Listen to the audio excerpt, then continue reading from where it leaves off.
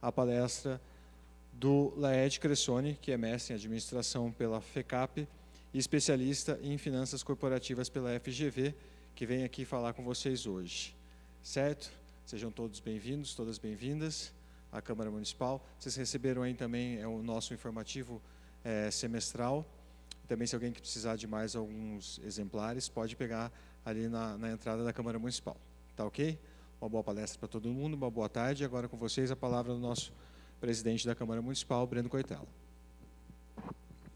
Boa tarde a todos e todas. Quero agradecer aqui os servidores e funcionários da Câmara Municipal de Araras, que aqui vieram para acompanhar esta palestra, que é inclusive motivada em parte pela iniciativa desse exemplo do Senado Federal, que editou essa cartilha para os seus servidores, e lá quando eu estive recentemente, e conseguimos inclusive obter do diretor da gráfica do Senado, Dr. Florian Madruga, que esteve aqui inclusive na inauguração da nossa escola legislativa, ele que também é presidente da Associação Brasileira das Escolas Legislativas e de Contas. Então, essa inclusive é a segunda palestra mais direcionada para servidores, especialmente voltada para orientação financeira. Agradecer também aqui os servidores da Prefeitura de Araras, comunidade em geral, o senhor Roberto Mion também aqui que comparece, inclusive fez a gentileza de me trazer uma obra de arte, um presente de cerâmica, obrigado. E espero que vocês aproveitem. Agradecer muito o Laerte Cressoni por ter atendido esse convite, de participar conosco, inclusive, dessa nova ação da cidade de Araras, que é o Poder Legislativo cumprir essa nova missão também de cidadania, de interlocução com a comunidade, de educação legislativa. Né, e que nós temos dito às pessoas, não é só, né, e o Vinícius até falou isso num programa de rádio hoje, não é só sobre assuntos do legislativo, mas assuntos de interesse dos servidores, da comunidade, dos parlamentares de maneira geral. Então, ficamos muito felizes mesmo, né, enobrece muito a nossa escola legislativa poder contar com a sua palestra aqui hoje, Laerte, sobre esse assunto, que é de interesse de todos nós, inclusive dos servidores, dos funcionários municipais da Câmara, com certeza poderão aproveitar muito. Obrigado, fique à vontade. Aqui tivemos um problema, né, com o projetor, primeira vez desde que eu assumi o ano passado que esse projetor não funciona. Te contei até que, e aqui tem membros da comissão de pregão e tal, que nós tentamos comprar um novo projetor. No início do ano a licitação teve problema, mas em breve teremos não só um, mas 2 projetores aqui, este e um móvel, que ainda nós não tínhamos um móvel. Mas parceria também agradecer à Universidade Aberta do Brasil, a UAB cedeu prontamente, rapidamente aqui, o pessoal instalou. Obrigado, viu, Laerte? Obrigado pela sua presença. Fique à vontade. Eu fui premiado, então, mas deu tudo certo. Vamos lá. Eu queria agradecer o convite, porque vem bem ao encontro do que eu falei para o Breno e para o Dante que eu queria. Quando eles me convidaram para falar sobre orientação financeira, ou propriamente dito planejamento financeiro, eu disse ok, mas eu quero falar então com o seu pessoal, com o seu público, com os seus servidores, porque eu já dei eu não vou chamar de palestra, tá? Eu gosto da coisa padronizada, mas não gosto dela formal, então vou chamar de bate-papo. Eu fiz esse bate-papo com 1.400 funcionários da instituição que eu trabalho, que eu já falo qual é. Foram 12 rodadas e bem focado para o que estava acontecendo lá naquele momento, que era um forte demanda por crédito consignado entre nossos funcionários e alguns desajustes de cartão de crédito. A gente só descobriu isso porque a gente fez uma pesquisa. Chegaram algumas coisas no nosso RH, a gente fez uma pesquisa, descobriu que a coisa estava indo por um caminho não muito bom, a gente decidiu fazer isso. E aí eu gostei de falar disso para um público que no caso eram meus funcionários da faculdade, e falei, legal, eu falo disso, mas libere então o pessoal para escutar, eu quero falar com seus servidores e quem mais for está ótimo, mas é o jeito que eu acho que melhora a coisa, com educação, e educação financeira entra nisso também, é um pouco de prática e um pouco de conhecimento, então se eu conseguir passar pelo menos um pouco, né, do que eu aprendi também, porque isso não nasce aprendendo, e não é em casa também, porque não é na minha casa que eu aprendi, lá eu quase desaprendi, quase desaprendi em casa, mas foi fora, foi com outras pessoas, pela linha profissional, Então, antes de começar, eu vou falar um pouco, como o Faustão diz, quem eu sou, no profissional e no pessoal. Vou falar do pessoal porque eu sou de Araras, então não sou ararense, mas me considero quase um ararense, por isso que eu vou falar do pessoal. Mas eu sou administrador de empresas, sou mestre em administração, minha ênfase e meu tema foi na área de finanças, fiz também uma especialização pela FGV em finanças corporativas, tem até um amigo que fez comigo, então tudo que eu não souber ele sabe, é um financista também, e eu vou usar bastante ele como exemplo, porque de investimento ele conhece mais que eu, só também, do resto eu conheço bem mais que ele.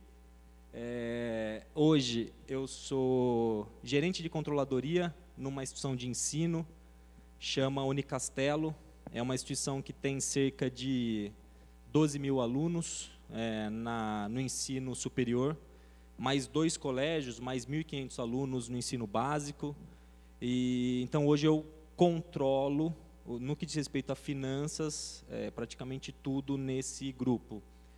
E eu também tenho uma pequena ponta como assessor da diretoria da Fundação Vanzolini, que é uma fundação da engenharia, da Poli, da USP, onde para mim é um prazer trabalhar lá, então acho que eu nunca vou largar, ao menos que me mandem embora de lá, pode ser até de graça, porque o conhecimento que traz nesse meio acadêmico é importantíssimo. Então, também faço isso um pouco. Mas passei por vários lugares. Passei por Itautec, fazendo dimensionamento de pessoal. Passei pela Copacol. Aqui é pouco conhecido Copacol, mas no Paraná ela é muito grande. Ela batedouro de frangos, também com dimensionamento, mais de produção. Passei pela PUC Campinas, pela empresa alemã Festo, governo do Estado de São Paulo. Até hoje eu tenho um trabalho junto com a Fundap, que tem um papel de também capacitar, se alguém for da área de educação aqui, já deve ter feito curso pela Fundap, PDG, PGG, etc. e tal. Participei desses projetos. E Fundação Vanzolini e a Unicastelo, que eu estou aí até hoje. Minha experiência mais voltada para a área financeira, na maioria desses lugares, ou eu estava trabalhando na área financeira, ou de dimensionamento. Pessoal, sou corintiano, que é o principal. Ararense de coração, estudei no INSA por muito tempo. Sou casado com outro ararense de coração também. E pena não estar aqui, é economista, mestre também, poderia contribuir. Eu sei mais que ela, mas ela poderia contribuir também. E por fim, corintiano, que é o principal. Eu moro perto do estádio, eu moro no Tatuapé. Eu trabalho na Zona Leste, eu moro no Tatuapé e eu estou agora a menos de 10 quilômetros de casa. E é lindo para quem não foi. Eu consegui num jogo da Copa, foi demais. Mas vamos lá, do que eu vou falar, só um breve resumo do que eu vou falar até às 7 horas da noite. Não, é rápido, eu estou brincando. Vamos tentar falar em 1 hora. Acho que dá. Eu vou falar sobre orientação financeira, que para mim é planejamento. Tudo que a gente for falar de finanças, a base é planejamento, então por isso eu chamo que orientação financeira basicamente é planejamento financeiro. Tá dando para escutar bem aí no fundo? Tá, né? Tá, então vamos lá. Por que falar desse tema? Então eu vou mostrar o que acontece se a gente não tratar muito bem esse tema, que é planejamento financeiro. Em diversas vertentes, desde problemas conjugais até dívidas e na aposentadoria. Então, mostrar um pouco o bem administrado, o que pode causar, mal administrado, o que também pode causar. A importância disso, como é que a gente pode, então, falando em planejamento financeiro, operacionalizar isso? Primeiro, o que é isso? É um processo, é um método. Então, como é que a gente operacionaliza isso aí? Existe algum planilha, papel, sistema? O que dá para a gente usar para tentar controlar e se planejar melhor? Vou mostrar um sistema que eu ajudei um pouco a construir, é de graça, graças a Deus é de graça. A TOTOS, que é uma empresa gigante, ela disponibiliza isso free, porque essa era a questão. Todos os fóruns que teve, a gente só participou porque prometeu que ia deixar isso de graça. Lógico que agora ela implementou um monte de coisa e está vendendo para a empresa, mas para a pessoa física, ela prometeu que por 10 anos ela vai deixar isso de graça. E, por fim, já que a gente está falando de planejamento financeiro e vamos aprender ou entender um pouco melhor como controlar, teoricamente tem que sobrar, e vamos falar de investimento. Aí você pode me ajudar. A gente sabe que a taxa de juros está alta, e aí eu quero falar um pouco da poupança, que é onde grande parte da população aplica o dinheiro. E com a Selic nesse patamar que tem hoje, não é grande vantagem.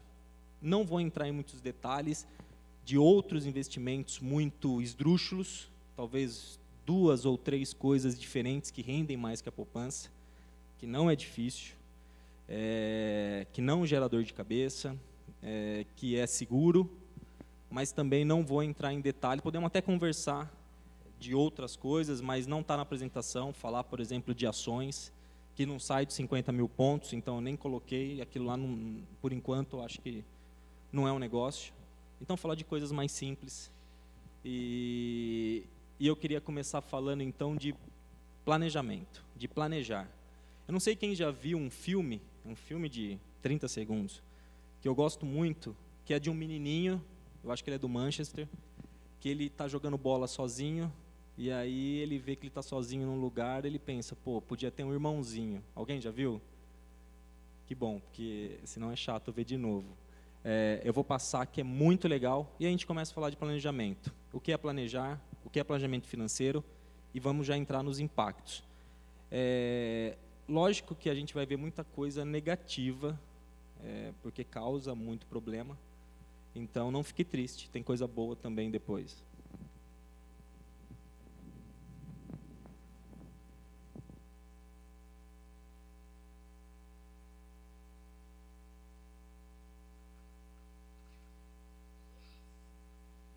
Não precisa do som mesmo, dá pra...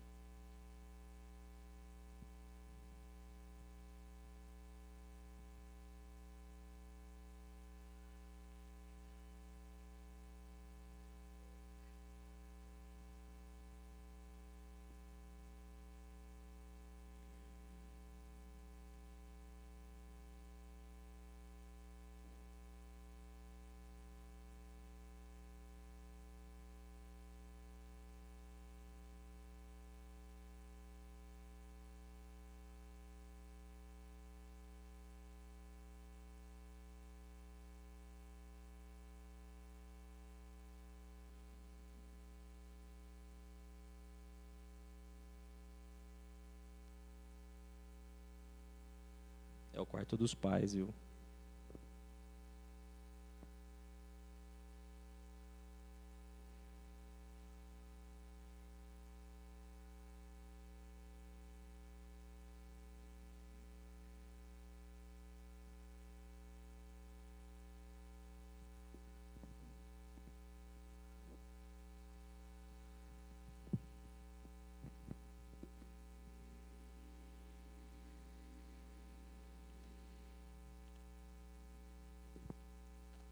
Você já tinha visto? Não? Já tinham visto? Já? Eu acho muito legal esse... eu tinha visto, acho que 1 ano atrás, alguma coisa assim, e eu guardei, eu baixei, usei um programinha para baixar lá no YouTube, e guardei, porque eu acho que mostra bem na simplicidade o que é planejar, apesar da idade. Então, quer dizer, ele tinha uma ideia, se organizou, organizou as ações por causa de uma intenção e fez. Então, quer dizer, ele planejou e executou. Lógico que ele acabou fazendo as 2 coisas no mesmo tempo, até por causa da idade e tudo. Mas é isso. Basicamente, planejar é tomar a decisão hoje de algo que vai acontecer no futuro. Ponto. Acho que nem vou perder tempo falando de planejar. E o planejamento financeiro é a mesma coisa. A única diferença é que ela é uma ferramenta. Ele é um processo que vai fazer a mesma coisa. Pensar hoje o que vai acontecer no futuro. Só que ele demanda um método. Acho muito difícil alguém conseguir fazer um planejamento financeiro na cabeça. Mesmo que seja só nosso. Dá? Não, dá. Só que você precisa fechar períodos. você precisa analisar períodos, você precisa analisar coisas iguais, você precisa analisar histórico, você precisa realizar, ver o que está acontecendo para avaliar se o que foi planejado está sendo realizado. Então, por isso que eu falo que é um processo e que demanda uma ferramenta. E aí a gente vai falar um pouco dessa ferramenta. Eu vou até passar alguns slides mais rápido, porque eu acho que o principal é a gente ver como fazer uma coisa dessa. Talvez seja a minha maior contribuição. Então, basicamente, só para a gente também alinhar um conceito, tudo que eu for falar aqui, eu prometo que é igualzinho numa empresa. Tudo que eu for falar de planejamento financeiro, ou orçamento familiar, ou planejamento financeiro familiar, é idêntico numa empresa. E, basicamente, na empresa, ela vai querer lucro, e nas pessoas, vai querer poupar ou investir para ter alguma coisa futura, ou para comprar alguma coisa futura, seja o que for. A poupança, quando eu digo poupança igual a investir. Investir também é uma forma que você está guardando. Então, tanto na empresa, quanto para a pessoa, nada disso vai ter diferença. Eu vou falar um pouquinho, então, no primeiro item que eu tinha falado lá atrás, que era os problemas, os impactos que pode ter no planejamento financeiro. Um dos principais, e eu duvido que alguém duvide disso, é problemas conjugais. Eu li há pouco tempo, até revisei essa minha apresentação, que eu já tinha feito ela um ano atrás, e eu li esse estudo da Universidade do Kansas, e que deixou muito claro isso, com 4.500, um bom público, que está entre os top problemas entre os casais. E basicamente por causa de excesso de dívida, ninguém vai conseguir viver muito bem com dívida. Interessante nesse estudo, uma grande parte, o problema era empréstimo dos sogros, provavelmente porque devia vir uma cobrança forte depois, e uma grande parte por não reconhecer o peso emocional do dinheiro, principalmente quando você ainda não casou, e você quer mostrar um pouco mais do que realmente é, um pouco mais rico, tem um pouco mais de dinheiro, mente alguma coisa, e depois que casa, essa expectativa vai por água abaixo e é um pepino. E por incrível que pareça, isso foi demonstrado no estudo. Um outro problema, eu acho que esse é bom a gente pensar, é que o crescimento do nosso país, sem entrar em economês, ele depende basicamente da entrada da mão de obra no mercado de trabalho, de melhorar a eficiência da produtividade e investimento que vem de poupança. Se nós não pouparmos, dificilmente o país cresce.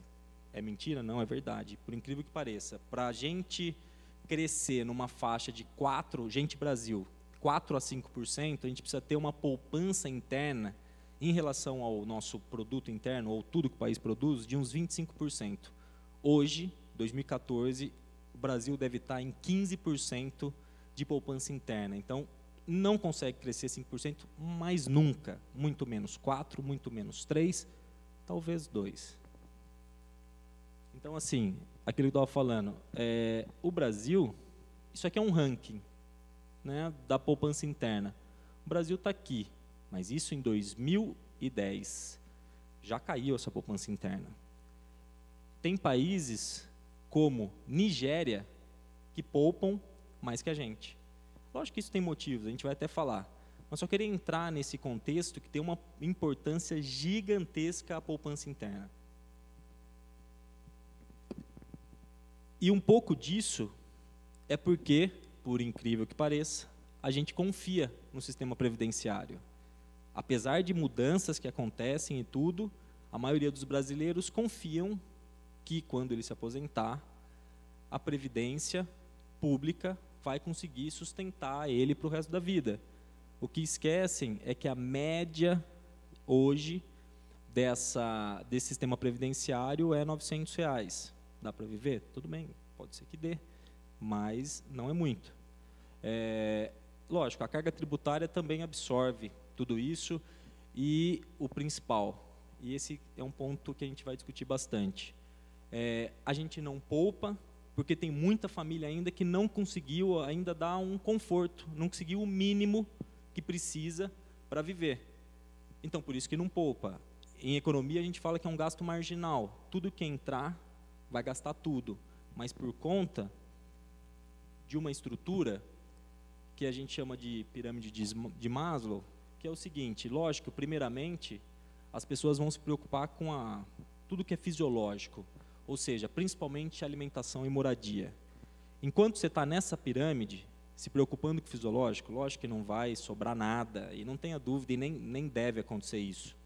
Depois passa por um momento que você vai se preocupar com a segurança, ou seja, estabilidade, seguro-saúde, melhor, e assim vai.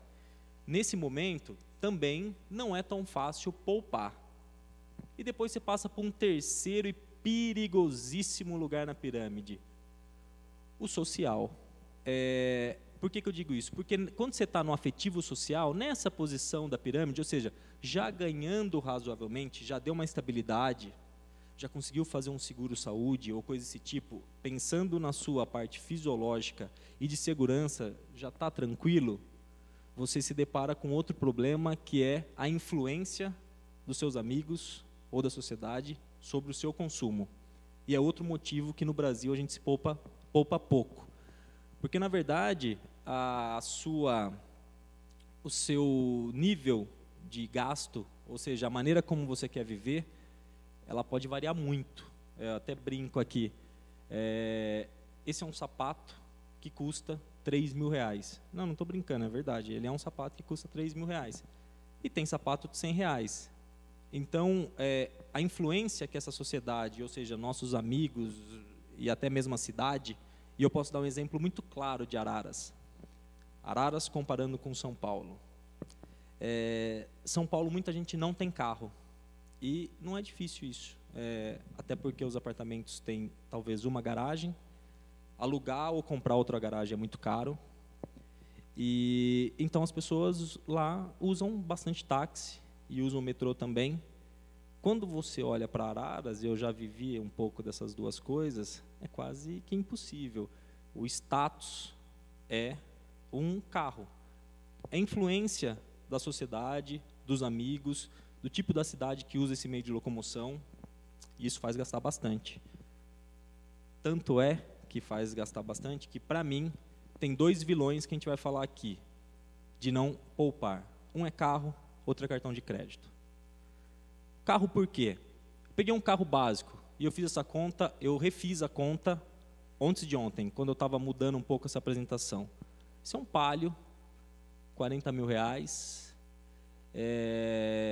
onde eu fiz um cálculo que ele deprecia 10% ao ano, que é pouco, onde eu fiz um cálculo que ele gasta de manutenção R$500 por ano, R$50 por mês, é muito pouco, mas vamos deixar assim, é muito pouco. IPVA normal, seguro normal, seguro obrigatório, combustível e estacionamento.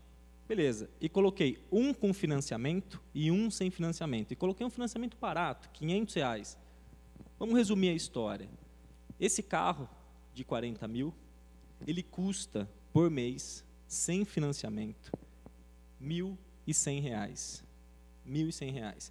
Ah, Laerte, mas esse não é meu carro, eu tenho um carro um pouco mais velho, eu não tenho seguro, eu só vou para a casa da minha mãe e volto.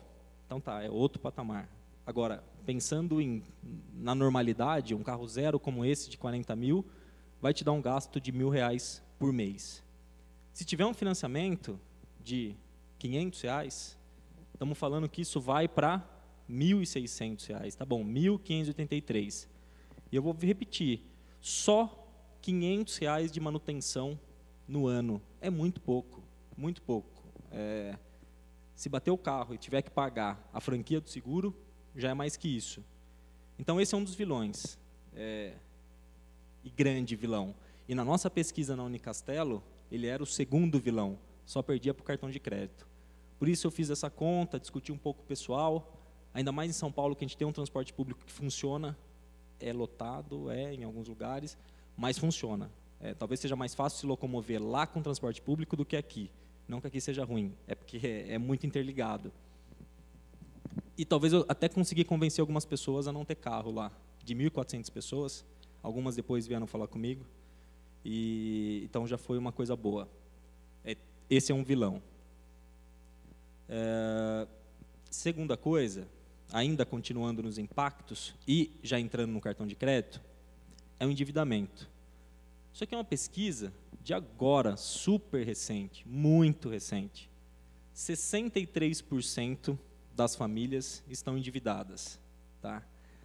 Mas daí alguém pode falar, mas é financiamento imobiliário, podemos chamar isso de dívida? Isso não gera um ciclo de crescimento para o Brasil? Porque a construtora não constrói, que contrata gente, que compra ferro, que compra cimento, etc.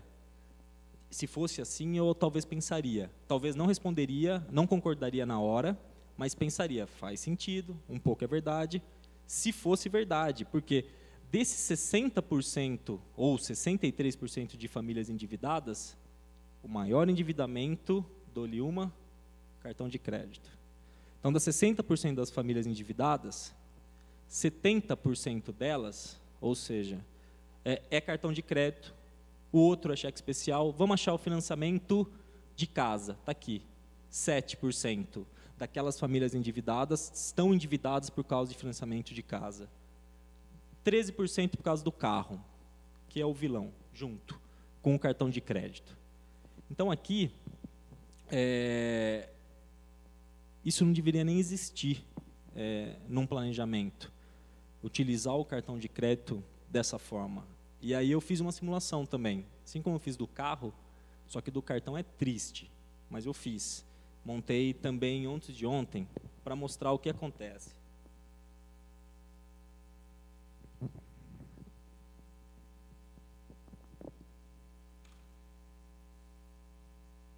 Olha só, isso aqui é assim, eu fiz uma simulação se pagasse o mínimo do cartão, e fiz uma simulação se não pagasse nada do cartão. Então, pegando como exemplo, vou até mudar aqui, vou pôr um valor maior.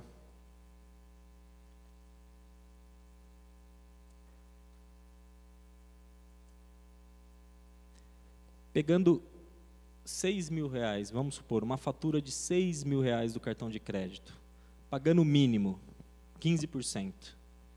Então, ou seja, pagando R$900, e depois eu vou começar só a pagar o mínimo. Então, eu gastei 6.000, paguei o mínimo, e depois vou continuar pagando o mínimo. Ou seja, eu pago o mínimo, vai diminuir minha fatura, junto um pouco de juros, eu pago o mínimo de novo. Aí, mais um pouco de juros, eu pago o mínimo de novo. Aí, diminui mais um pouco de juros, eu pago o mínimo de novo. O que aconteceria com isso é que de 6.000 que eu peguei no cartão de crédito, eu pagaria, até pagar ele, vamos dizer que a hora que chegar em R$500, eu dou R$500 e paro com ele. Vai, mais ou menos aqui. Então, de 6.000, se eu fosse pagando o mínimo, chegasse em R$500, deixa eu subir um pouco, chegasse em R$500 e falasse, não, agora eu não vou pagar o mínimo, vou dar R$500. Isso daria R$12.000. R$12.000 para pagar R$6.000, porque eu decidi ir pagando o mínimo. Mas e aí? O que faria? Tomaria um crédito em outro lugar. A primeira coisa que tem que ser resolvida é o cartão de crédito. A primeira coisa que tem que ser morta na história, se um dia acontecer uma dívida de cartão de crédito, é ele. É enfrentar de frente isso e tomar um outro crédito. Depois, mais para frente, eu vou falar de novo. Mas tomar um outro crédito mais barato, qualquer crédito de consumidor normal, vai ser mais barato que... E eu fui bonzinho, estamos falando de 10% de juros no cartão. Não é 12%, é 13%. Então, qualquer empréstimo é mais barato que o cartão de crédito. Agora, se eu só pagasse o mínimo, que é R$900, e não pagasse mais, eu paguei o mínimo porque eu tinha, e não paguei mais o cartão. Paguei os R$900, ficou 5.000 e pouco, e aí não tive mais dinheiro e não paguei mais. Em 24 meses, isso vai para R$50.000. De R$5.000 que eu paguei, em 24 meses, vai para R$50.000. E aí é quase que impagável. É muito difícil pagar isso aí. E aí, isso grava, não? Grava? Ah, tá. E aí o que eu faria é não negociar. Quando chega numa coisa dessa, eu vou falar aqui, mas não, fazer o quê? O banco não ajuiza, porque é juros, o banco dificilmente vai ajuizar, ou seja, vai para um processo de cartão de crédito. O que vai acontecer é que ele vai sim para os órgãos, Serasa da vida, SPC da vida, e vai chegar em 4 anos e 3 meses, e vai chegar na sua casa, uma carta em 4 anos e 4 meses, uma carta em 4 anos e 5 meses, uma carta em 4 anos e 6 meses. Desses 50 mil, já virou 5, 4, 3. E depois de 5 anos, talvez ele até pare de mandar carta. Não digo isso para um crédito normal, tá? Se for lá no banco, pegar um crédito, assinar esse crédito, esquece, ele vai ajuizar, ele vai para processo e vai executar. Cartão de crédito e cheque especial, dificilmente ele vai perder tempo ajuizando, e aí o tempo é a favor do tempo. É o que eu digo, sem solução, solucionado está. Ou seja, está devendo um pouco no cartão de crédito? Rápido, e a gente vai falar desse tipo de ação, mata isso com outro crédito, na hora. Estourou, solucionado está também. Vamos deixar rolar. O difícil é viver com isso 5 anos. Mas se chega num valor assim, ou até maior, e eu já vi, não estou falando o que eu escutei, eu estou falando o que eu já vi e muito. É coisa de cartão de crédito como esse, e em 4 anos e pouco, carta atrás de carta, reduzindo.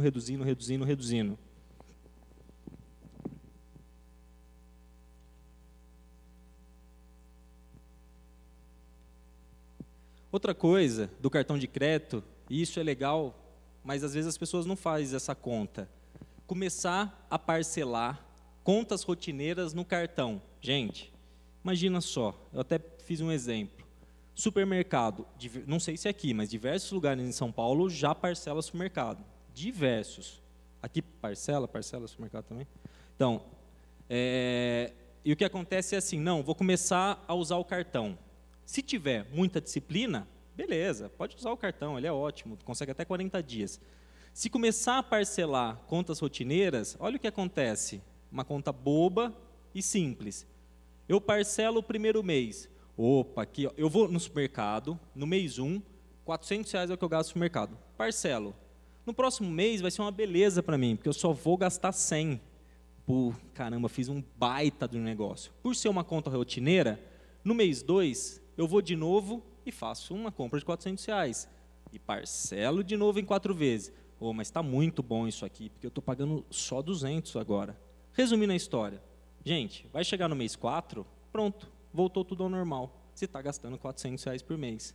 É que nem comprar as coisas rotineiras em 10 vezes. Vai chegar em 10 meses, você vai gastar a mesma coisa. Mas com uma coisa que eu acho muito complicada. Dá a impressão de ter mais dinheiro. Vou dizer por quê. Quando você vai no supermercado e passa o cartão de débito, a conta diminui. Quando você vai no supermercado e passa o cartão de crédito, a conta não diminui. É só a hora que você vai pagar a fatura. Dá a impressão, eu já escutei isso de muita gente, que tem mais dinheiro, até chegar a fatura do cartão, com todas as compras rotineiras, mais as outras contas. E aí a pessoa acaba indo para um lugar ruim mesmo. Por quê? Ela não fazia a compra rotineira, começou a fazer, mais os gastos normais do cartão, juntou 2 coisas, com a impressão de ter mais dinheiro, ou seja, ela gastou outras coisas no débito também. Pronto, ferrou.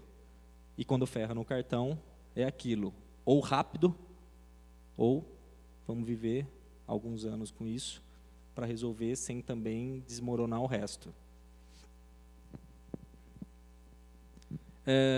Por fim, desse contexto, lógico, um planejamento financeiro mal feito, aquele carro que custa caro, ele vai estar aqui, no guincho, porque elas são muito rápidas, é impressionante a eficiência das empresas. Sabe aquele cara como que chamava, do champanhe lá, do camarote? O rei do camarote, ele é um desses caras que operacionaliza toda a parte, depois que o carro, que a financiadora entre em contato com o cara uma, duas vezes, entra em processo, esse rei do camarote era o cara que era despachante do banco, que fazia todo o processo até o leilão, incluindo o guincho. Então, eles são muito eficientes nisso aí. Tem empresa muito boa e os bancos são fogo. Tem empresas muito boas para isso. Então, em 2 meses, já vai ser notificado. Talvez no 3º mês ou no 4º, guincho. Serazinha, lógico, normal. Qualquer problema vai mesmo. Isso pode gerar algum desconforto na hora de procurar emprego. É proibido? Eu já vi decisões do Tribunal do Trabalho dizendo que os editais públicos pedem muita coisa, então as empresas também poderiam, sim, ver o Serasa. Então, é proibido? Não sei, eu já vi as duas coisas, já vi decisões dos dois lados. Posso falar onde eu trabalho? A gente olha. E boa. E acabou. Então, acaba prejudicando a própria pessoa que está procurando um emprego. Ah, mas foi só uma coisinha. Dá para ver só se foi uma coisinha, isso passa. Eu acompanho o RH lá. Isso passa. Agora, são só 22 coisinhas. Não, não passa. Mas por quê? O problema é dele. Não é. O problema é muito grande, principalmente essas moças bonitinhas aqui, ó. Elas não são tão boazinhas. E eu garanto, elas são elas ligam muito quando você está devendo. Que é desse cara aqui que tem isso aqui também. E elas ligam muito. O banco é bom nisso também. Existe uma empresa, acho que eu esqueci o nome dela, Contax. Ela é um mundo dessas mulherzinhas. Um mundo mesmo. Talvez hoje, eu acho que ela é a maior empregadora do Brasil. Posso estar errado, mas eu já li várias vezes que a Contax é uma das maiores fornecedoras de emprego do Brasil. Então, por que, se é problema dele, vocês olham o Serasa? Uma parte é por causa dessas moças bonitinhas. A pessoa não consegue desempenhar um bom papel, principalmente se for em alguns setores que ele não pode se ausentar, porque ele vai acabar se ausentando, vai acabar tendo problemas. É por essa linha. Que é isso aqui, esse rapazinho aqui. Então, são mais alguns itens que eu falei que não ia ser agradável de um não muito bom planejamento financeiro. E, por fim,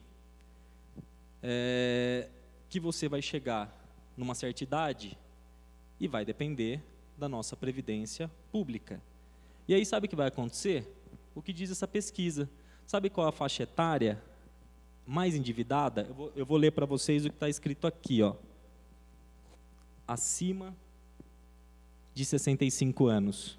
Então, isso aqui é o percentual de pessoas que estão com cadastros no SPC. E eu peguei direto do SPC. Então, aqui tem idades que vai, e aqui, acima de 65 anos. Vejam que essa é o maior gráfico. Esse aqui. Por conta do que isso? Porque essas pessoas dependem de uma fonte pequena. E acabam se endividando. Além disso, tem um vilão dessa fonte pequena, que se chama crédito consignado, que é um problema que a gente teve na Unicastelo também, que acaba seduzindo os senhores. É impressionante.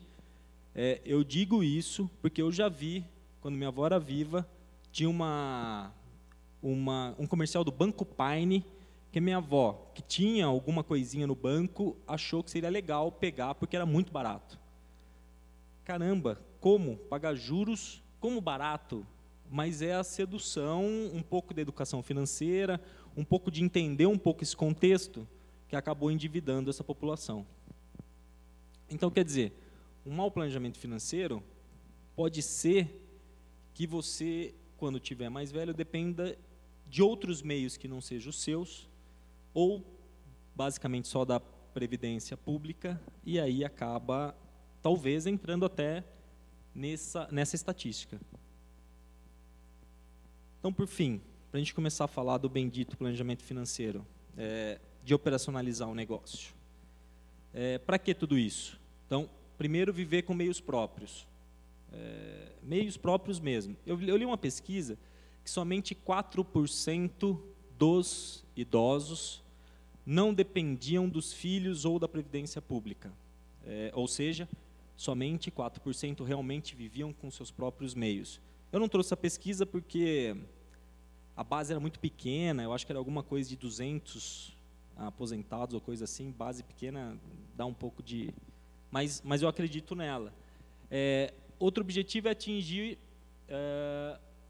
os objetivos que foram traçados nesse planejamento e até se dar alguns luxos. Viver de forma mais organizada, com certeza um planejamento financeiro traz essa organização, e a gente vai ver que precisa ter disciplina, e viver de forma mais harmoniosa, principalmente família. Dificilmente vai dar para fazer um planejamento financeiro familiar sem envolver família. E a mulher, principalmente, né? Precisa deixar ela bem ciente do que vai ser feito. Não, estou brincando, tem uma pesquisa que os homens gastam mais que as mulheres, e uma não, várias, pelo ticket médio e várias coisas. Mas precisa envolver a família inteira. E o que a gente fala é o seguinte, é legal na economia que ela fala, poupar significa abrir mão do consumo no presente, trocando por riqueza no futuro. Então, quer dizer, não tem ganho para isso sem dor, que é o que diz esse no pain, no gain. Não tem como. A disciplina é chata, é um regime isso aqui. E regime é difícil. Disciplina nisso é difícil também. Precisa manter atualizado, a gente vai ver como fazer isso, mas eu brinco que planejamento financeiro, ou seja, controle do seu orçamento é um regime. Não é para todo mundo, não é todo mundo que vai conseguir, mas as pessoas que conseguem ficam bem felizes, ou vivem de forma mais disciplinada, mais organizada, mais harmoniosa. E como é que a gente faz para ter uma ideia como é que a gente está? Né? Meus amigos sempre me perguntam, mas eu acho que eu faço tudo, eu falei, eu vou escrever alguns pontos aqui, que a gente começa a fazer uma leitura e descobre se a gente está bem ou não, e em que ponto a gente vai começar. Então, por exemplo, você acompanha todas as suas receitas e suas despesas? Tá bom, todo mundo pode falar, acompanha e tal, mas acompanha historicamente, que é o principal, para avaliar se dá para cortar alguma coisa ou não, ou se dá para mexer em alguma coisa. Você se programa, né? Tem algum objetivo financeiro, algumas metas, vamos dizer, no próximo 1, 2 anos? Conhece significativamente suas despesas? O que eu quero dizer com isso? Se eu te falar qual é o percentual da sua maior despesa, é possível responder isso? Não, minha maior despesa é o financiamento da casa, que é 30% das minhas despesas. Isso é importante. Eu acho que e não é fácil, por isso que eu falo que na cabeça, fazer orçamento não é fácil. Tem o pé no chão? Porque isso é o principal depois para a gente definir objetivos e para fazer fluir bem o orçamento. E aí, por fim, acabei colocando outras coisas que foge um pouco do orçamento, mas diz se vai dar certo esse planejamento financeiro, que é coisas como, se compara preços na hora de comprar, questiona a real necessidade da compra. Eu até coloco um gráfico mostrando como é que você sabe a real necessidade. Aí chamo de ABCD e dá para a gente brincar um pouco com isso. Evita comprar por influência. É aquilo que eu falei, o estilo de vida, ele acaba com a poupança, principalmente dos amigos. É altamente influenciável. E utiliza cartão de crédito, cheque especial de forma cuidadosa. E, por fim, conhece outras formas de investimento sem ser a poupança. Então, acho que uma leitura de um slide dá para ter ideia de quantos passos vão ter para frente quando a gente entrar, agora sim, no que é o planejamento financeiro. Então, para tentar materializar um pouco isso, acabei dividindo em 4 passos. Conhecer profundamente as receitas e despesas. Depois, definir metas e objetivos. Depois, poupar, investir. E, por fim, usufruir. Quando a gente fala em conhecer profundamente as receitas e despesas, coloquei alguns passos para fechar essa primeira etapa. Então, primeiro, chamar a família para participar um pouco disso e falar o que vai ser feito. Vamos fazer um planejamento, vamos fazer um orçamento, vamos ter que participar, vamos ter que cumprir se quiser chegar em algum lugar. Então, envolver tudo isso, explicar o objetivo que vai ser feito um orçamento, é fundamental para dar certo. Porque senão 1 mês, 2 meses, largou, ou o papel, ou a planilha, ou o sistema, e foi embora e voltou tudo ao normal. Anotar todos os gastos mensais e diários. Anotar como? Primeiro pode ser num papel. Quando for jogar isso para um sistema que eu vou falar, já está tudo anotado, já está tudo no papel, é só cadastrar. E isso envolve a família inteira, porque tem gastos. Eu, quando eu fiz a primeira vez isso, que já faz um tempo, tinha gastos que eu não lembrava. No meio do caminho eu lembrei, caramba, tem isso, tem isso. Então, até colocar todos os gastos reais, incluindo taxas bancárias, tudo que tiver, isso leva um tempinho. Então, tem que anotar todos os gastos diários, mensais, e dividi-los em coisa bem fácil, como isso é fixo, isso é variável.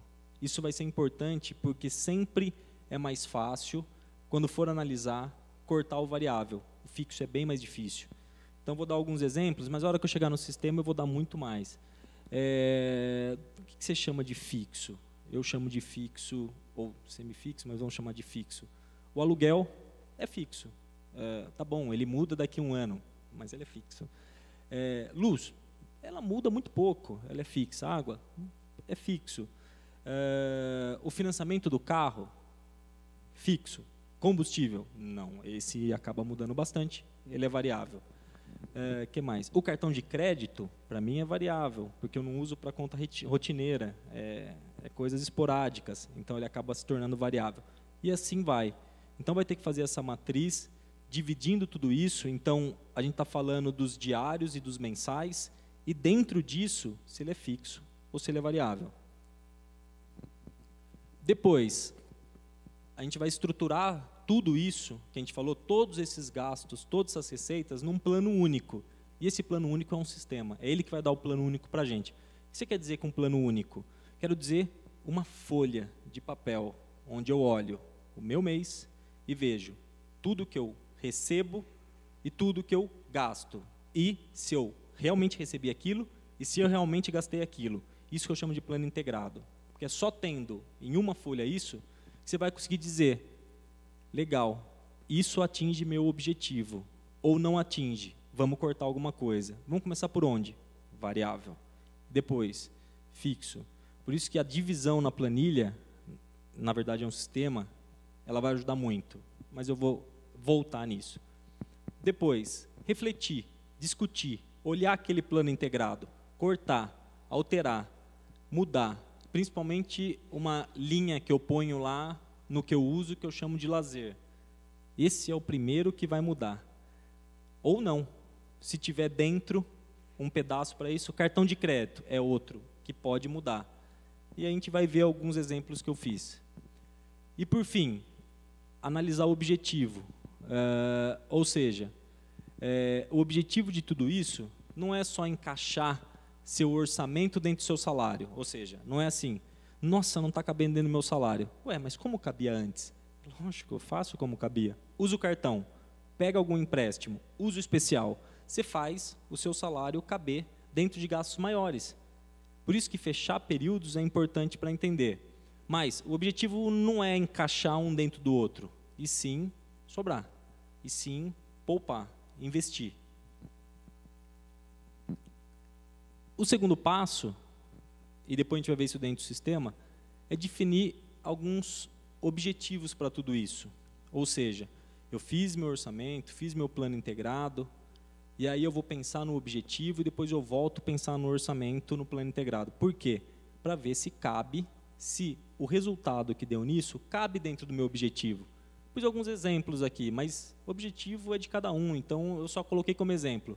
Comprar um terreno em 24 meses e fazer um caixa para uma pós-graduação.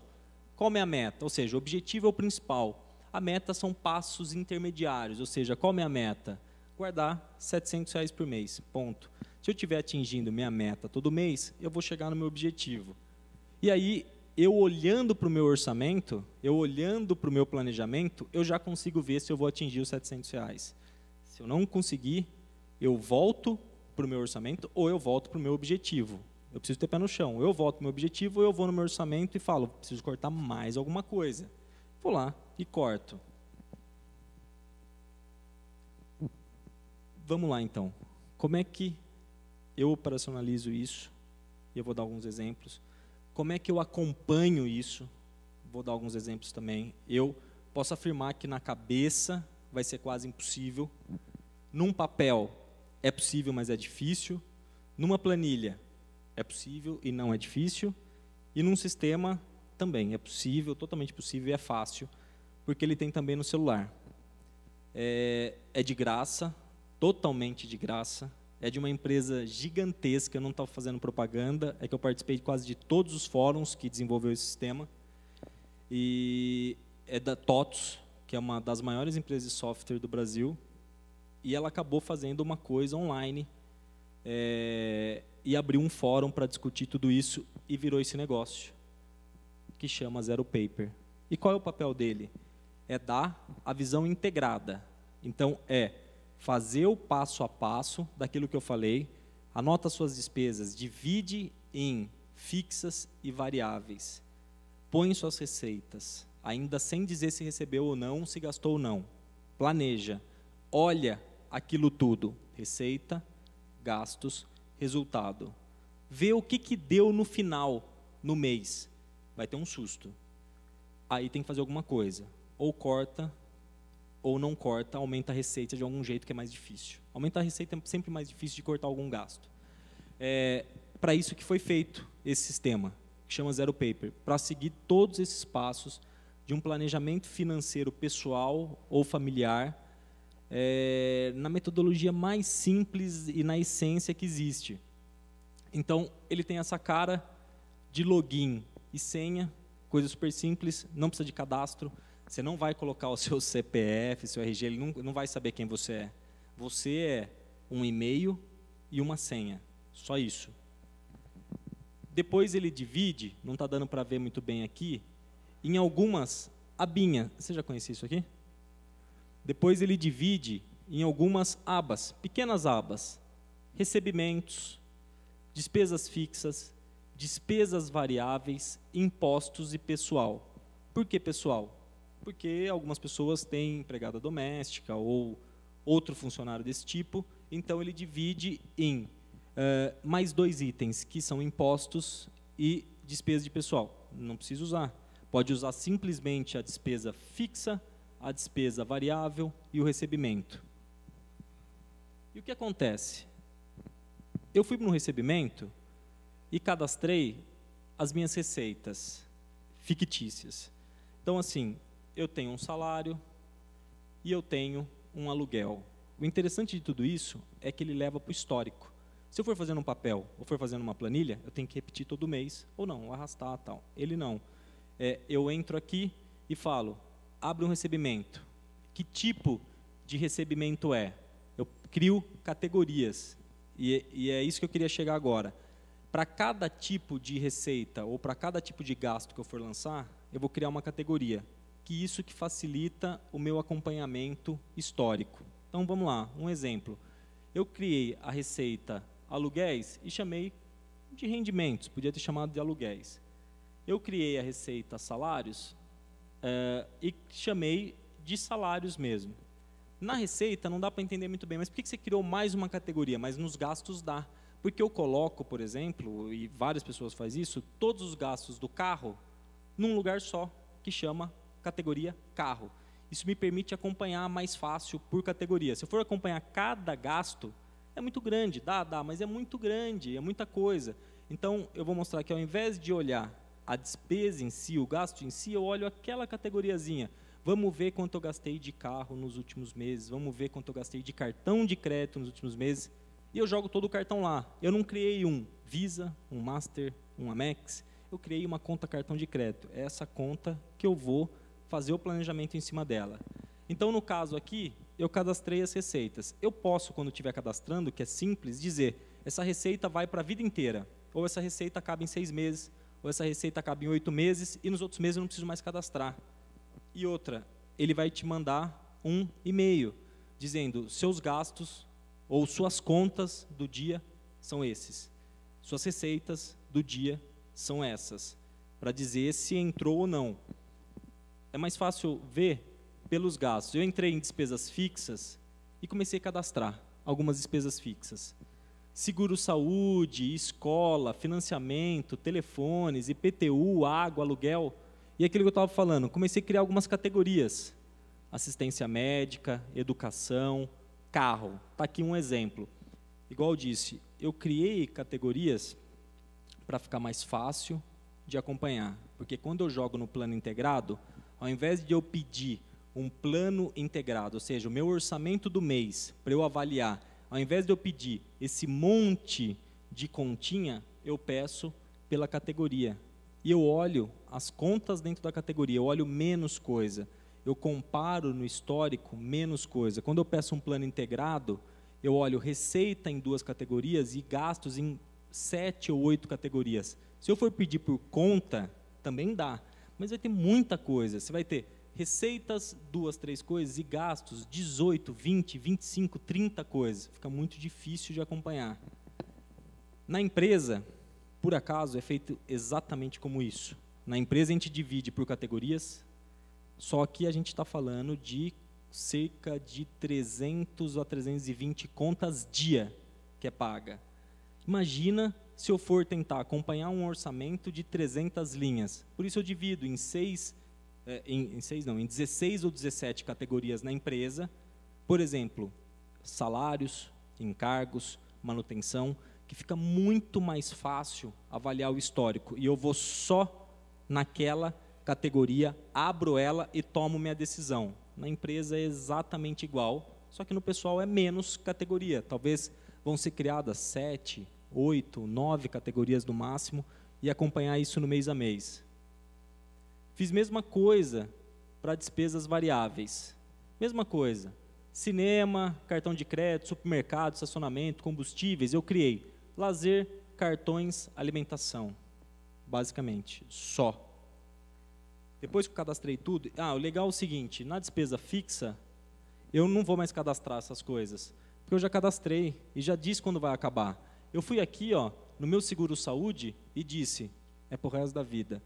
Mas o valor muda. Não tem problema. Quando mudar, você vai, muda, ele vai perguntar, muda para trás, muda para frente ou muda só essa? Muda para frente.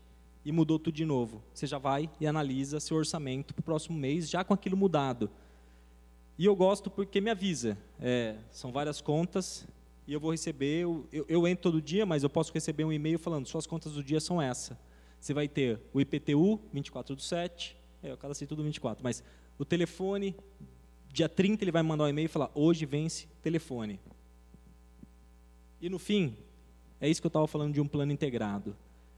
Esses são dados fictícios também, mas eu extraí do sistema algumas posições integradas.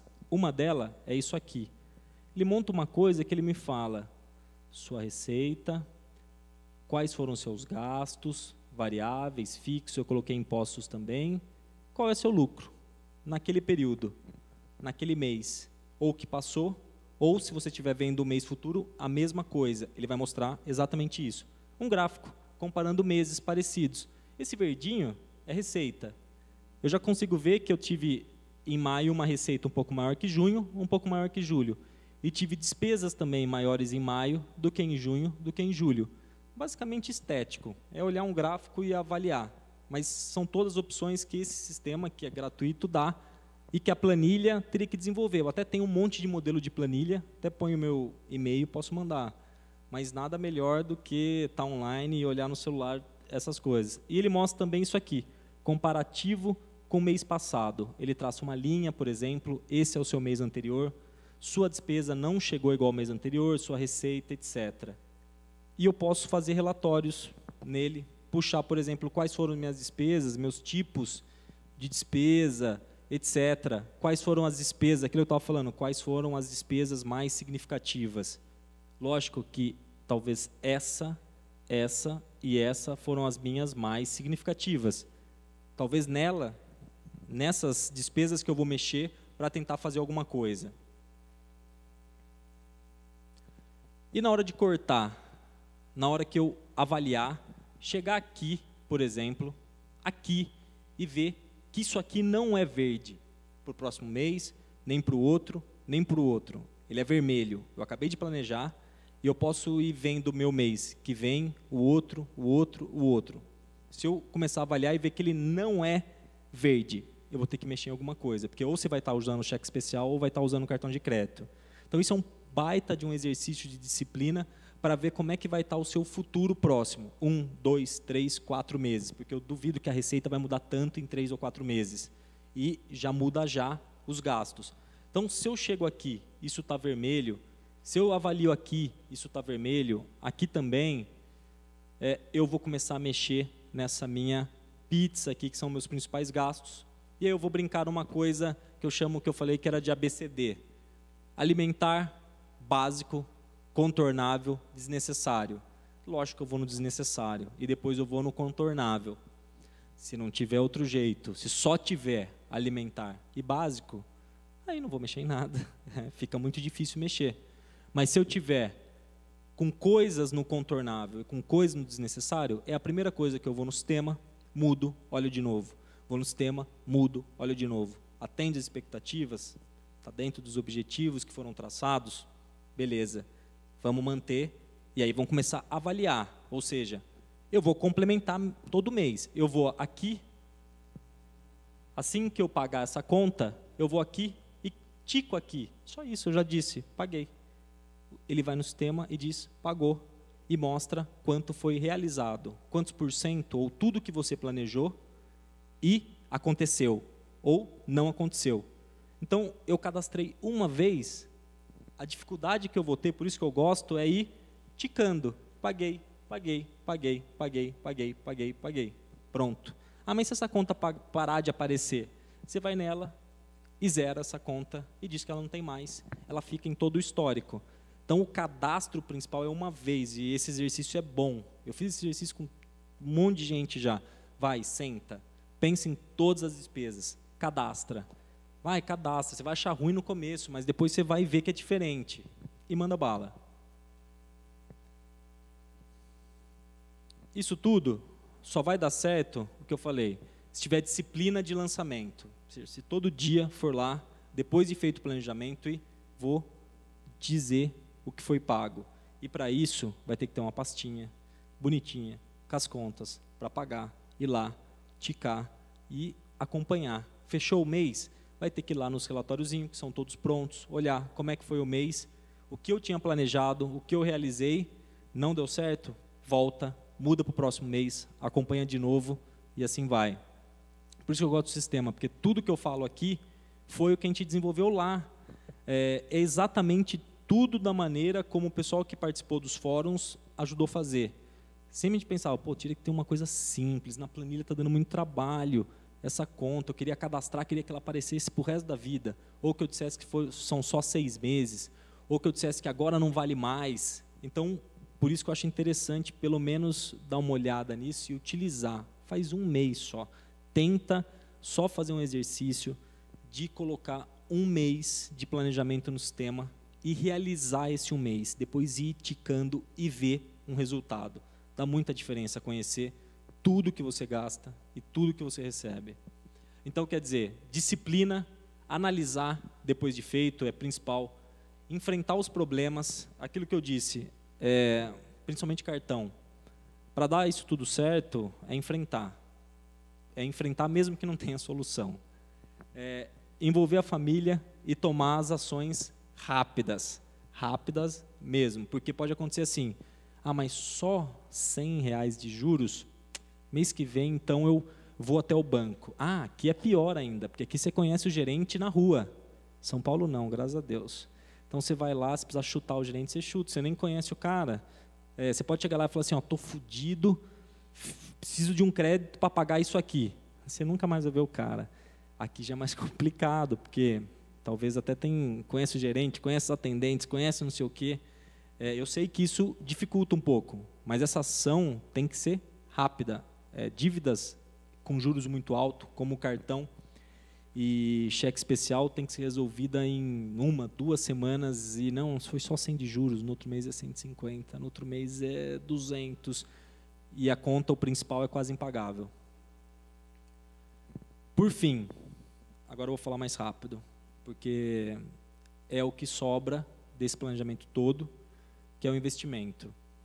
E aquilo que eu falei que eu ia falar um pouco da poupança, porque mais 40 e poucos milhões, eu sei que é o investimento de maior número de pessoas no Brasil, é a poupança.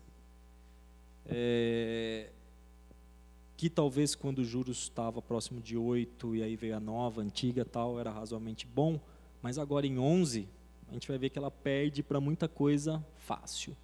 E assim, o tempo é a favor de quem poupa e contra quem deve, porque ele é muito mais rápido, mas assim, para um poupador, o tempo, porque é juros sobre juros, o longo prazo, ele vai ajudar muito. Então, pequenos percentuais vão fazer diferença no longo prazo.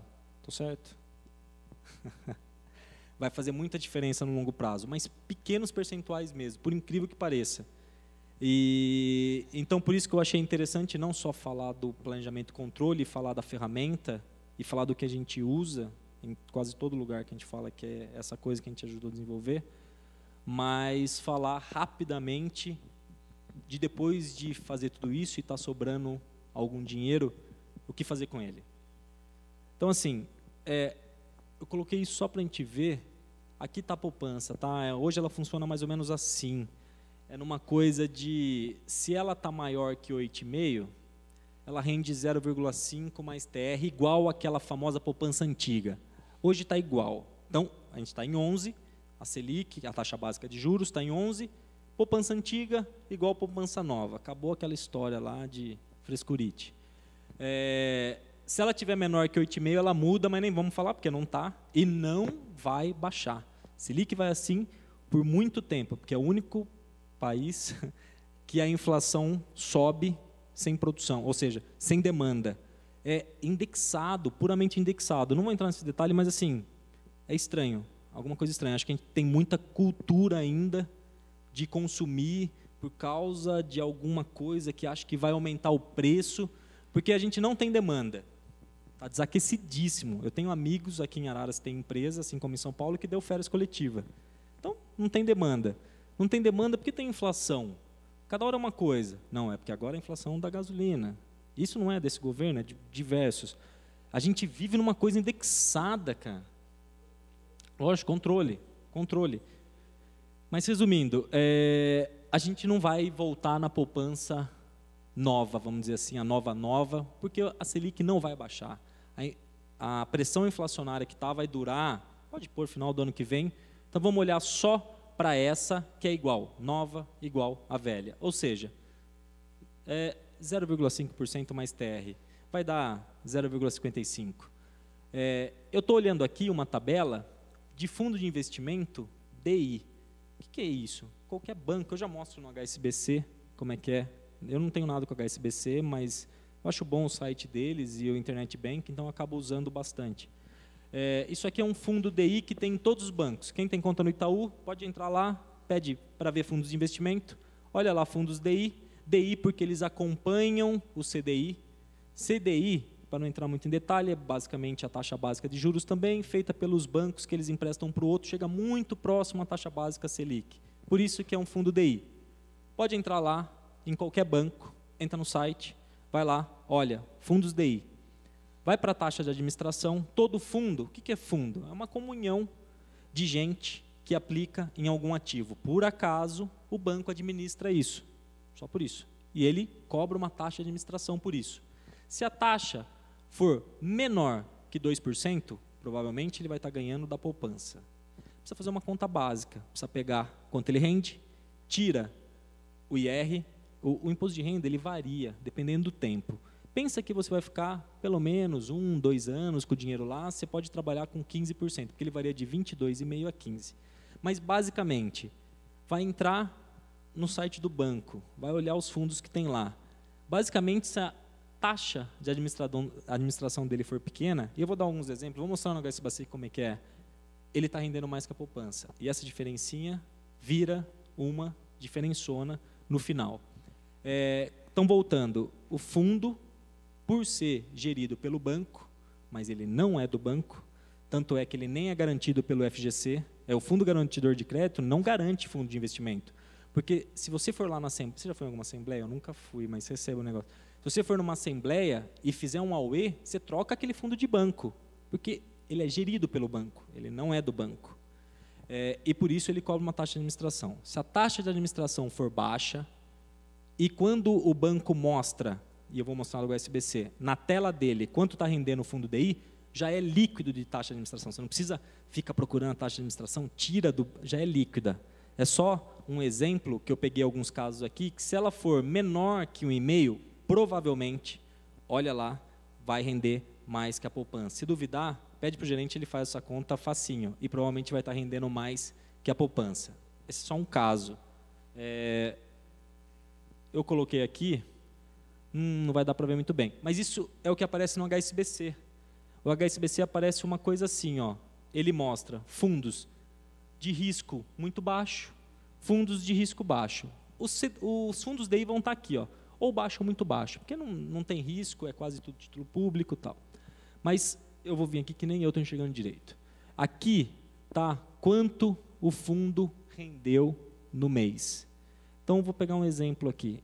Esse fundo aqui, mês anterior, esse fundo aqui, que chama HSBC FIC referenciado DI, ele rendeu 0,74, já descontado a taxa de administração. Então, não precisa fazer conta. Quanto é a taxa de administração? Eu sei quanto é, porque ela está aqui. Ó.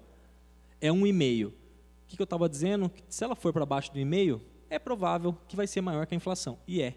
Porque se eu pegar 0,74 e tirar o IR, vai ser maior que a poupança. Esse é um fundo que ele precisa de investimento de 30 mil. Tá bom, ele é um pouco mais alto. Mas tem um aqui de 15 mil e tem um aqui de 1.000. Então, assim, só para a gente ver que esse estigma, e muita gente dá muita certeza nisso, que por causa da poupança nova é o melhor investimento. Mas a poupança nova é igual à velha, porque a Selic está 11%, então não tem poupança nova.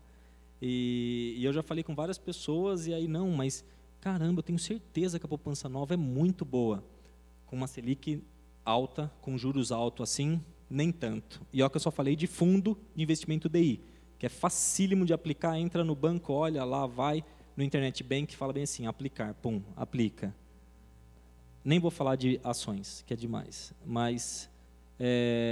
e outra coisa, e por que eu vou me preocupar e não investir na poupança? Você é contra a poupança? Não, eu sou a favor da poupança. 60 e poucos % do que vai para a poupança vai para crédito imobiliário, sou super a favor. Mas eu sou mais a favor da gente ganhar mais com pouco e ir fazendo uma coisa melhor. Então, se a gente acaba ficando na poupança, muitas vezes a gente perde para a inflação. Mas o que quer dizer isso? Quer dizer que você não ganhou nada, zero. Ao contrário, perdeu o poder de compra. Aquele dinheiro que está lá, que é R$1.000, já não é R$1.000. E, na verdade, tudo que você ia comprar com 1.000 é mais que 1.000. Resumindo, você não compra mais aquilo com o mesmo dinheiro. Mas por quê? Porque a inflação foi maior do que o rendimento da poupança. É simples, simples. E é o que está acontecendo. Inflação superaquecida, estamos falando de 6%, 7%, bem acima da meta. Então, acaba ficando acima da poupança. E aí, vamos falar de outros rápido e a gente finaliza.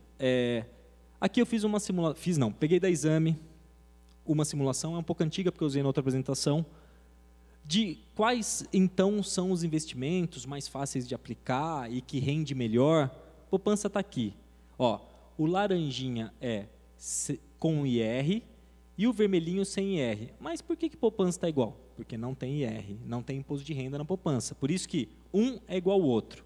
Do lado dele está o CDB. CDB tem IR. O que é o CDB? É um título que o banco emite. É um título do banco. Ele fala, eu estou vendendo um pedaço de mim securitizado. Então, qual que é o risco desse negócio que chama CDB, que já rende mais que a poupança? Pode olhar aqui, ó, o vermelhinho maior que esse vermelhinho.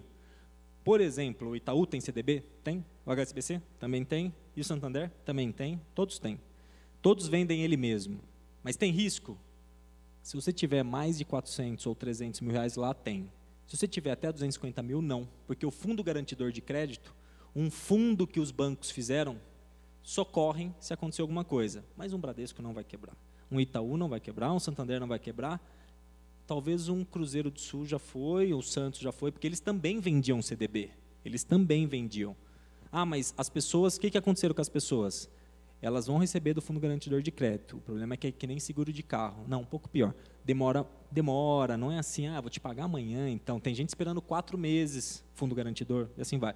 Então, esse CDB, que é tão fácil aplicar, que qualquer banco tem, que provavelmente eles vão pagar 85% dessa taxa mágica, que é a Selic, já rende mais que a poupança, mesmo tendo IR. E qual o risco? Nenhum, se você tiver... Nenhum não posso dizer assim. Se o país quebrar, o Fundo Garantidor quebra também. Mas não, tem o risco, até 250 mil, fica tranquilo.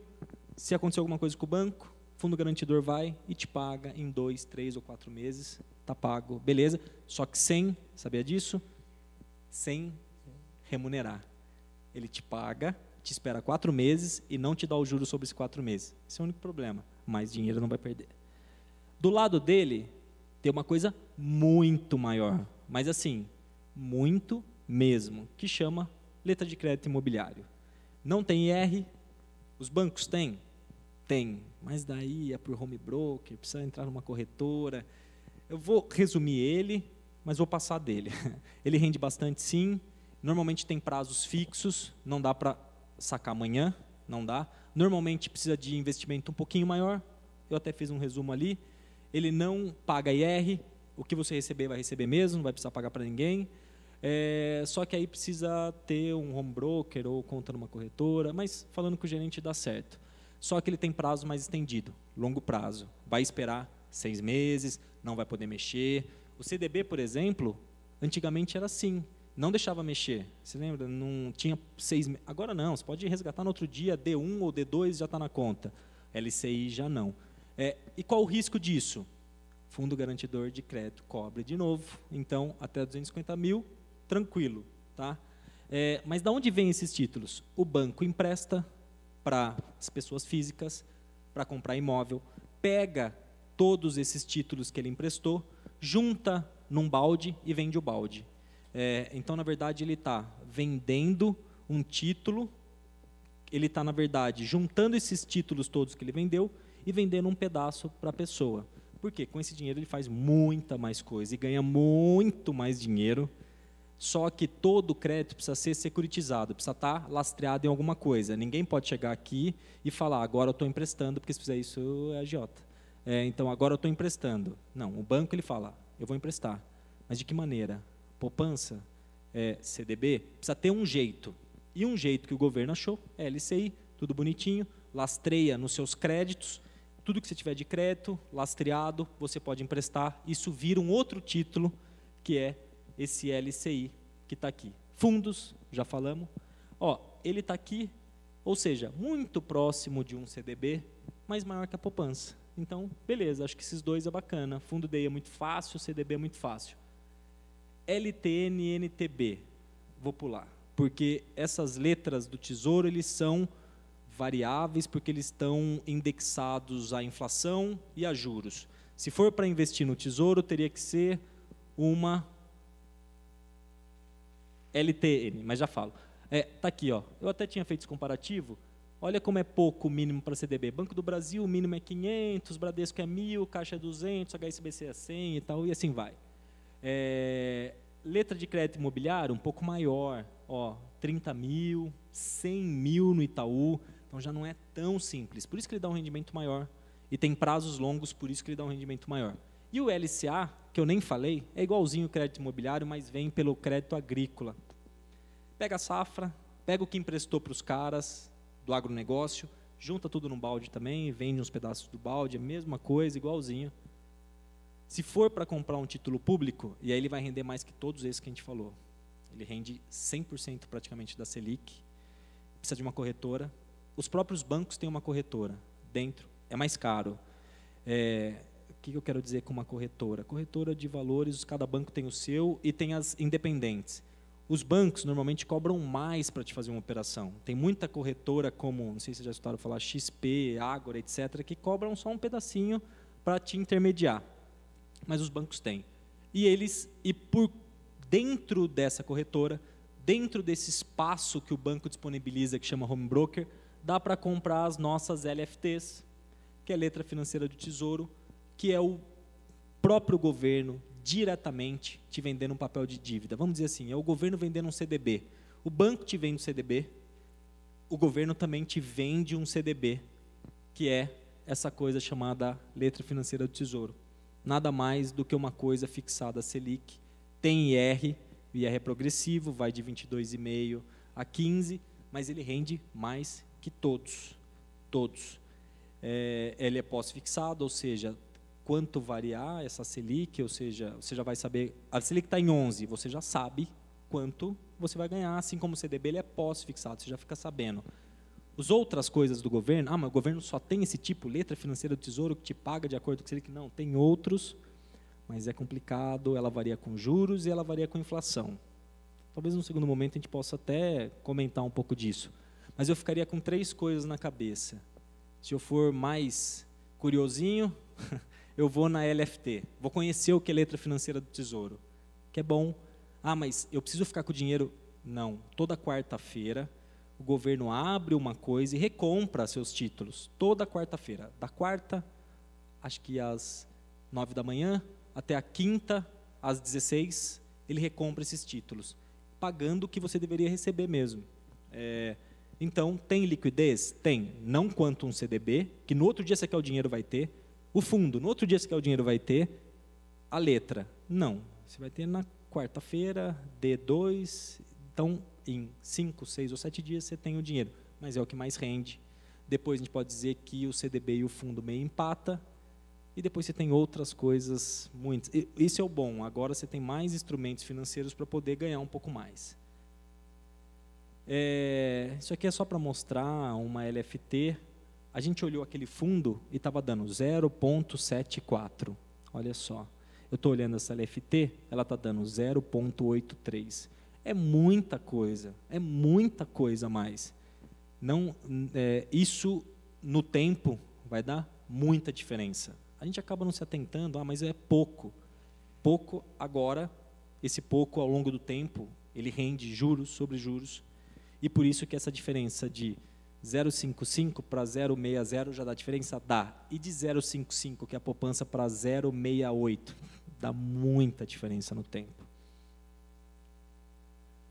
Por fim, acho que esse é o último slide, só para mostrar como a coisa cresceu do Tesouro Direto, porque era difícil antes investir no Tesouro Direto, tinha prazo, era difícil resgatar, e a gente vê que a coisa, de 2002 para 2013, teve um crescimento de investidores na ordem de 1.157%. Saiu do zero e hoje tem investidor pra caramba. Estamos falando de, 400 mil pessoas no Tesouro Direto. Na poupança, 45 milhões. Pequena diferença. 400 mil, 45 milhões. Mas a poupança rende mais. Não. É porque ninguém sabe. E se for no banco, não sei se ele vai oferecer para você Tesouro Direto. Você acha que oferece? Não oferece. CDB, sim. CDB ele vai oferecer. Se chegar e falar, não, queria ver um CDB, na hora, ele vai oferecer um CDB, um fundo. Ao contrário, acho que ele prefere até oferecer o CDB que a poupança, né? Mas o Tesouro Direto vai ser difícil de oferecer. Até porque ele ganha muito pouco, é direto com o governo, ele ganha uma coisinha da participação. No CDB, não. Imagina que no CDB ele está pegando aquele dinheiro de você, te pagando 0,80, 0,60 e pouco líquido, e está emprestando por 3, 4, 5, 10, 12 no cartão. Ele emprestou, ele te vendeu uma coisa e te pagou 0,6, e ele está vendendo essa coisa por 12%. Então o CDB para ele é pouco lucrativo. Ele vai te enfiar um CDB, depois ele vai tentar vender um fundo por causa da taxa de administração. Talvez, se ele conhecer um pouco, ele talvez fale de alguma letra do Tesouro ou coisa desse tipo. É isso, agora acabou mesmo. Queria agradecer a todo mundo. Obrigado. Espero que a gente espero que tenha conseguido passar um pouco de planejamento e um pouco de investimento, pelo menos. Talvez a gente não tenha falado tudo de investimento, tem muitos tipos, mas esses 3, se conhecer um pouco melhor, se ir um pouco atrás, se pedir para conhecer com o gerente, já está bom, já é um rendimento maior que a poupança. O restante vai envolver juros, inflação e risco. Aí depende do momento da vida de cada um. Obrigado.